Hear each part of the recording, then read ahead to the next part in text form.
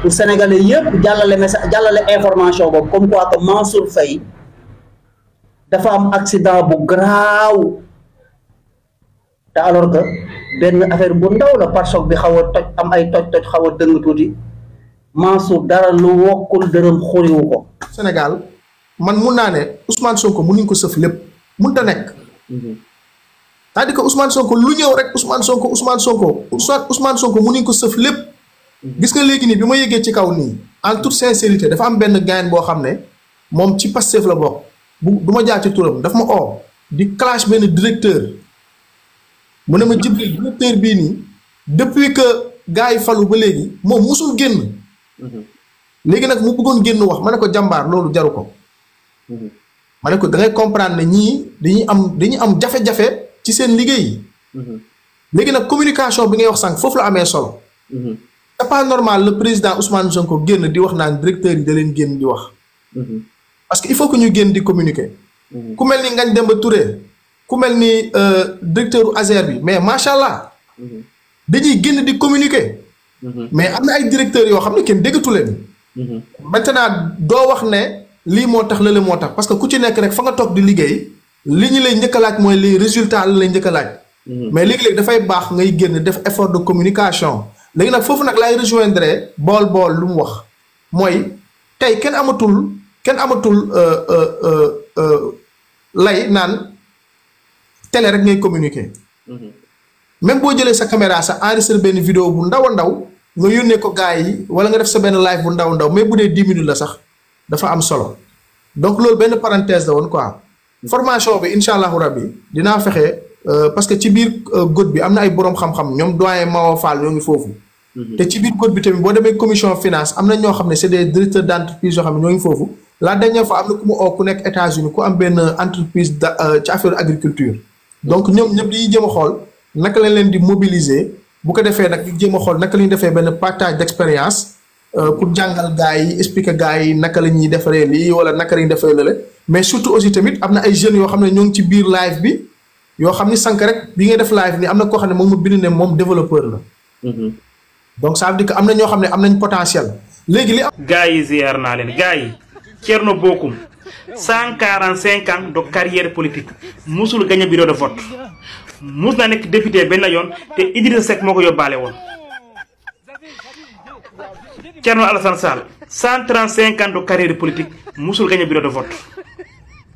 Barthélémy Diaz 125 ans de carrière politique musul demal boppam dañ ko yóbbaale rek soit Khalifa Sall moo ko yóbbaale wala Sonko yóbbaale ko mais musul demal boppam kon politiquement amul dara.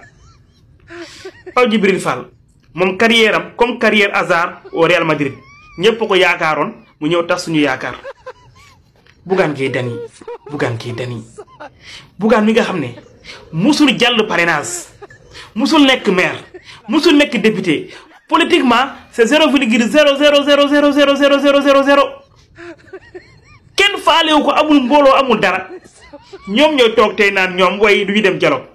mais yéen dialogue bi pour seen intérêt la yéen politiquement vous ne valez rien politiquement munoo leen apporter dara Ousmane Sonko ak Diomaye ak waa Pastef politiquement vous êtes zéro donc bu ñu leen woowee c'est au nom de la démocratie ndax la démocratie dit que il faut appeler tout le monde pour dialoguer maintenant nag ku gedd sa yaaye aaye nit da ngay xam sa bopp si jaamu yàlla la bokk yéen bu ñu leen invité da ngeen war a daw dem dialogue bi ndax yéen boo leen demee seen intérêt la boo leen demul nag kenn di jantiwu leen kenn faalewu leen ndax amoo leen fa place boo leen fa demee tamit da nga fa nekk di ruubee di garaawlu di rouler ay air di bandilu te amoo leen benn doole politique. yéen politiquement yéen dem ngeen élection am 3 députés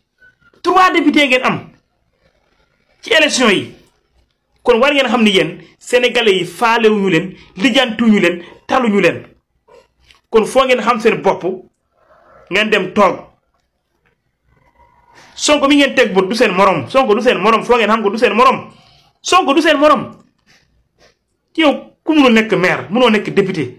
munoo dem élection saa munoo jàll parrainage nga ne yow yaay ñëw fii dinaa nit ñi man du ma dem dialogue boo leen dialogue yow du yéene xam seen affaire la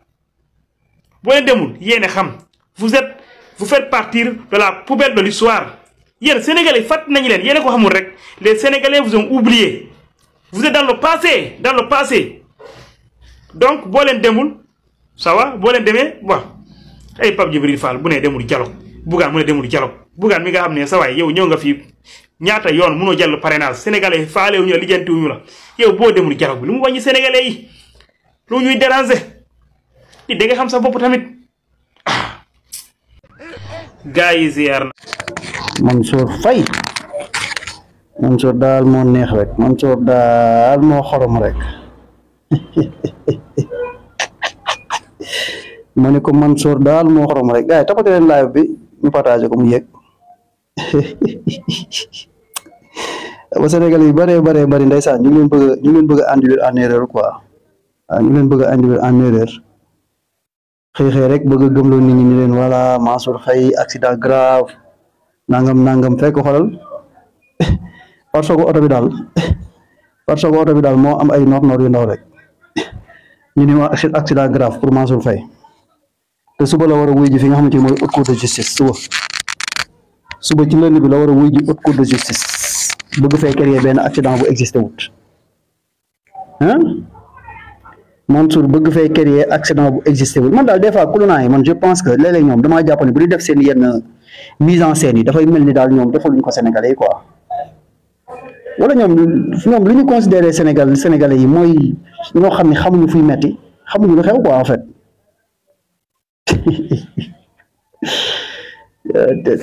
cey Khalifa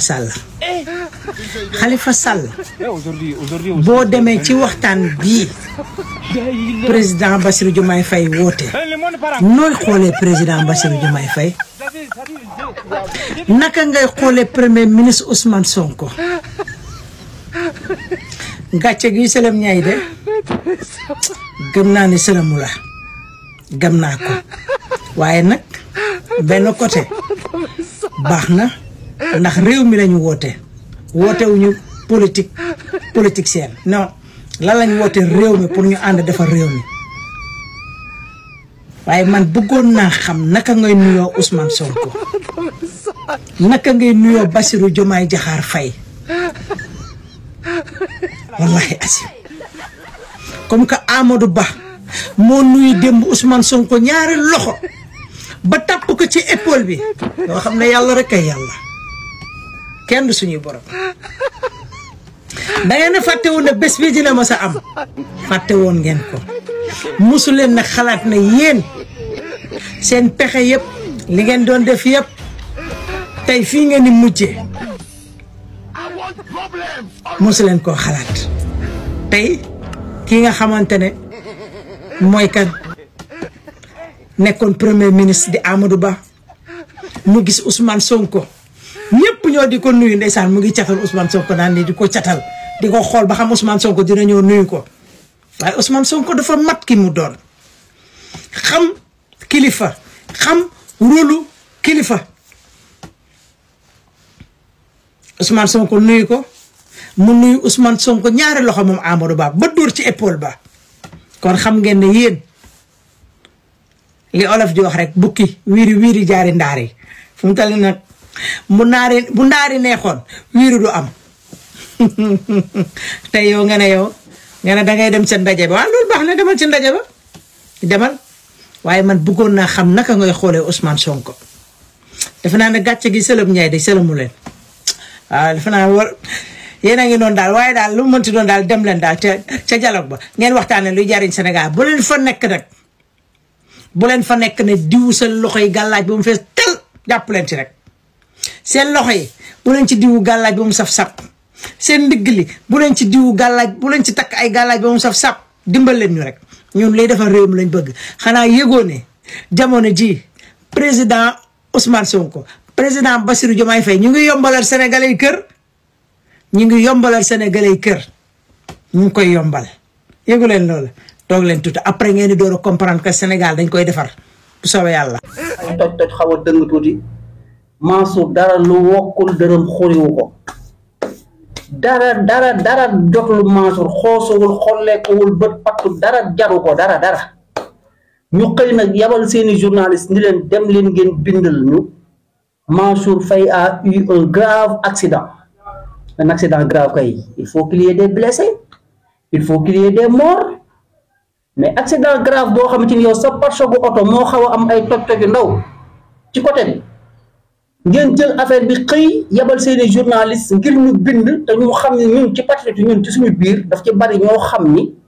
bu ñu gisee information duñ sax xalaat duñu sax dem gëstu ji automatiquement dañuy jël information bi rek ñoom tamit republier ko commencé di ci commentaire di ci wax ku ne am ci sa mot à dire alors que amoo la bonne information parce que da ngay xëy gis rek gis ko fenn ñu publier ko rek nga gisaat beneen patriote jël ko republier keneen jël republier maanaam ñun patriote ñun patriote ba léegi kulunaa yi dañuy téye dañuy utiliser ba léegi kulunaa yi dañuy téye di ñu utiliser bu ñu bëggee seen information jàll il suffit que ñu am na ñu taxawee il suffit que ñu sànni ñu benn fausse information ñun au lieu d'essayer de comprendre au lieu ñu jiima xalaat au lieu ñu dem gëstu ji xool lijjanti déedéet ñun dañuy ànd ak suñu naïveté rek songu affaire bi rek publier ku ne di njëkkantoo wax ci ku nekk di njëkkantoo di ci wax alors que bu ñuy xëy di ñu gëmloo ko comme quoi que Mansour Faye a eu un grave accident sur la nationale 2 en allant vers Saint-Louis xam nga bind affaire bi teg ko mu tegu nga xëy yam ci rek jël rek republier yow tamit commencé def ci vidéo gars yi ku ne wax ci ñoom nag léegi information bi nekk lu viral ñu bëgg a dëggal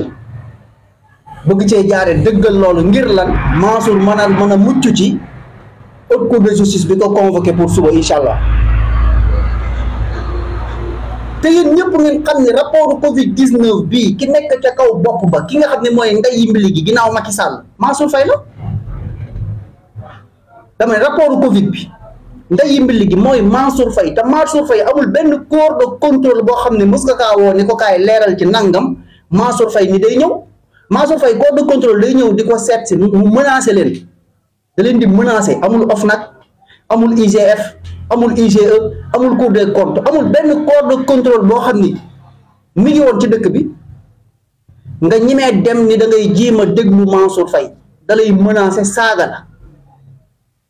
journaliste sax da ngay jàkkaarloo moom posé ko question bu la neexul bu ko neexul mun na dama lay porter plainte wala dama lay tëj ci kaso bi kooku mooy Mansour Faye amee woon réewande gu jéggi dayo goo xamante ni musul am ci Sénégal parce que lan la sa sœur mooy jabaru Macky Sall kulunaa bu mag bi. technologie bi kese mais il faut que ñu déplacer wu wàcc sur le terrain man foofu lay xaar ñoom FONGIP ak ñoom DER. mooy maanaam ñuy génn di expliquer di wax naka la ñuy amee ci financement yi parce que ñu bëri comprendre luñu même affaire xaru tabaski bii nii am na ñoo xam ne comprendre luñ de. dañ ne femme vulnérable lañ wax xam nga man nag lu may bañ. lu may bañ mooy tabaski bi jeex gars yi ñëw DER naan ko waaw yaa waxoon lii te fekk seen communication dañuy wane benn xar la ñu wane bind en français gars yi duñu comprendre. bu ko defee nit yi dañuy dem foofu bëgg a dugg signé ñu leen naan non fees na après nag mu jur benn polémique benn bad buzz boo xam ne finalement la nga si doon ut finalement doo ko am. moo tax communication bi dafa war a leer naññ. voilà booy dem bay def annonce ne dañuy joxe xar. lii musul am léegi nag il faut nga boole ci communication boo xam ni képp kuy jóg di uti xar foofu noonu da koy wóor ni moom déjà bokk na ci ñi nga xam ne tey jii war nañ uti ji xar. mais alors que DER dañ ne les femmes vulnérables. mooy ñi nga xam ne dañoo am jëkkër décédé seen jëkkër décédé. wala ñu voilà. donc loolu noonu lu am solo loo xam ne dañ ko war a leeral te incha allahu rabbi man su ma liiraatee affaire bi d'ici demain dinaa indiwaat leeral en wolof expliquer bu baax kan moo bokk ci initiative DER bi ak kan moo ci musta bokk parce que lii nii mooy indi ay problème de communication ëllëg après nag finalement yow muy doon def lu baax sax finalement day mujjee dal sa kaw te xam naa ni man ñu bëri ñu may dajal dañ may laaj affaire bi comme si que parce que dëkk bi ñu bëri ñëpp bëgg am xar voilà donc loolu moo ngi noonu quoi. incha allah d'accord Lorenzo d'accord mais kontaan na. waaw maa la gën a kontaan Mouss encore une fois di la remercier ci vraiment ci sa live yi ngay def nii am na solo ma posé xam la nga question bi waaw. mais est-ce que am na possibilité Sénégal état bi def usine bu mel ni bu Sonacos yow ñëw nga Europe ci lu jëm ci soble ak pomme de terre maanaam ñu koy paqueté usine bi di ko paqueté di ko jënd maanaam li baykat yi bay Sénégal état bi di ko jëndaat di ko conserver di ko paqueté di ko mën a joxaat boutique yi wala di ko maanaam Sonacos maanaam usine boobu noonu di ko jaayaat boutique yi kii ba pare di ko jaayaat si sous région bi maanaam made in Sénégal origine Sénégal soble bi ñu koy paqueté en 1 kilo ay 5 kilos ba ci 25 kilos di ko yóbbu sous région maanaam suñu marque Sénégal maanaam usine bu mel ni Sonacos mais juste buy jëndaat soble bi ak pomme de terre moom gars yi dañ ko jël di ko paqueté comme ni ko gars yi defee fii Europe. waaw xam nga muus en matière de économie boo mën a jël réew.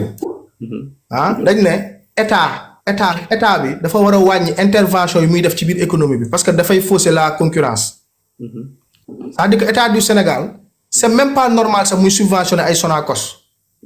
bu fekkee lépp ngi jaar yoon état sax waru subventionner. xam nga ndax comprendre nga li ma bëgg wax. moo wax la très simplement dafa mel ni ci benn koñ ñu am ñett coiffeur. ñun ñett ñëpp ñuy wat. yow da ngay feesal kële day feesal waaye man duma feesal. état du Sénégal ñëw ne dañuy jàppale mu financé la yow financé ma man financé kële ñu ñett ñëpp ñu financé ñu. mais man mii nga xam ne mënumaa feesal problème bi mooy bu ma état bi jàppalee du avantage écosystème bi parce que man xaw ma mënuma te xaw ma naka laay def ba affaire bi dox. donc des fois accompagnement bi dafa am ay limites. léegi nag man lenn gëm naa ko mooy entreprise yu mel ni Sonacos yooyu dafa war a am 5000 fois 8000 fois 5 entreprises yu toll noonu ci région yi dafa war a am foofu parce que région bu nekk ak ay potentiel yi nga am. looloo tax ci programme mu référentiel Sénégal 2050 bi pôle bu nekk rek dañ ko tabax par rapport ak sa force ak sa potentiel yi nga am. comprends nga mais déjà Sonacos maa ngi ko doon wax la dernière fois mais mu Sonacos kese. tey jii boo demee Kaolack Sonacos mais gerte boobu muy toj di ko defaraat. mais na fexe jeunes yi nekk ci Kaolack bi ñu créer ay coopérative mu financé ñu uti ay machine ñëwaat. DER mun na financer jeunes yi coopérative yi ku ci nekk uti ay machine pour décortiquer. mu financer jeunes yi jigéen yi ce qui fait que marché yooyu ngay jox pour décortiquer nga jox ko gars yi ñu décortiquer loolu déjà rek liggéey la. aussi tamit soble bi mais soble bi muus li koy régler yomb na mais da ngay teg benn plateforme boo xam ne site internet lay nekk ak benn application rek. comme Yango du muy fonctionner noonu la rek c'est-à-dire que béykat bi dafa war a am benn application bu mel ni Yango boo xam ni ñëpp a koy am. yow na la woon ni tey jii Yango bu ñu ko amoon ci agriculture bi lu am solo lay nekk c'est-à-dire que yow teg boo ubbee agriculture nga def soble nga gis ne kii dëkk soriwul sa wet day jaay soble wala agriculteur bi da koy jaay c'est-à-dire que day teg benn application boo xam ne agriculteurs yi ñoo koy moom. mais sénégalais yi ñoo ciy dugg pour xool lan la ñu mën a am lan la ñu mën a jënd mais boobaa soble dootul kiiwati dootul lambatir ci réew mi parce que fii luy fi produit ci soble am na ku ko mën a jënd mais da ko xamul fan la. c'est ça le problème donc tey jii béykat yi bu fekkee ni jox nañ leen benn application benn plateforme numérique boo xam ne dinañ ci mën a déposer li ñuy jaay sénégalais yi mën a dugg di gis mais loolu noonu incha allahu rabbi loolu dafay dox. gaa kon ñu def noonu naal bàyyi nga tàggatoo gars yi question yi posé yëpp kenn mun cee jax kenn mun ko nettali. transport bi ak tabaski bi. gars dañ commencé yokk prix yi tuuti quoi. waaw loolu am solo la mais je pense que tout d'abord daaw gis nga gars yi jéego yu am solo yi nga xam ne defoon nañ ko mais nag dafa tombé woon ne El Malick moo nekkoon le ministre des transports. Dakar Dem Dikk ñu mobiliser ko affaire bi nekk liggéey bu rëy rëy. léegi nag il s'agira ministre bii nekk ministre des transports. moom tamit mu dëggal li nga xam ne tey jii El Malick defoon na ko bu ko defee nag am na loo xam ne bras de fer la parce que daaw gars yi dañoo teg bras de fer indi benn concurrence teg na yéen boo leen yokkee prix yi bisu Dakar Dem Dikk yaa ngi fi te tabaski baa ngi ñëw Dakar Dem Dikk waroon na def communication depuis longtemps pour gars yi teel a xam ne Dakar Dem Dikk dina mobiliser ay bus wala yooyu mais ba léegi déggugoo lu bëri. donc problème mu transport yi bu ñuy yokk prix rek c'est parce que gars yi defaguñu dara de il faudrait que nag Dakar Dem Dikk commencer def communication par rapport ak tabaski bi ñu mën a xam naka lay defee tabaski bi sénégalais yi mën a xam bu ko defee transporteurs yi mën a dal comprendre ne fii kenn mënu fay yokk prix. voilà loolu moom kii nee na Yankooba Jéeme dafa yéex trop. voilà mu ngi noonu man daal loolu laay wax Dakar Dem Dikk nag teel a def communication par rapport ak tabaski bi. mooy Sénégal Dem Dikk. bu fekkee dafay mobiliser bus ñu teel a xam ñaata bus lay mobiliser. Sénégalais yi mën a xam nga tukki dañ koy programmer. ki nga xam ne dafa war a dem Kaolack dem defee fa tabaski c'est pas la veille de la tabaski lay def programmation dañ koy def à l'avance 1 mois avant 2 semaines avant 3 semaines avant nga def sa programmation nga ne kat man kat jour tabaski bi la veille nii lay demee bu ko defee du am saturation mais boo bàyyee 10 jours avant tabaski nga ñëw ne yaa ngi publier boobaa problème mu ticket dafay am yeneen xeetu problème dafay am donc il faut que dès maintenant ñu teel a commencer seen communication ci tabaski bi comme ni ko ministère de l'agriculture ni ñu ko defee gis nga gars yi ni Alpha ñoom docteur Alpha ak le ministre Mabouba kii dafa dem Mauritanie kii dem Mali ñu fexe ba xar du manqué ñoom côté boobu def nañ ci seen wàll gars yi tamit def nañ seen conseil ministériel ba wax affaire tabaski bi léegi nag côté transport bi nag dafa am solo ndax kat boo jëndee xar te amoo loo ko yóbbu loolu beneen problème la bu ñu bàyyee sénégalais yi ak transporteurs yi comme ni naan mel avant ak daaw jéego yu am solo yi ñu jot a def daaw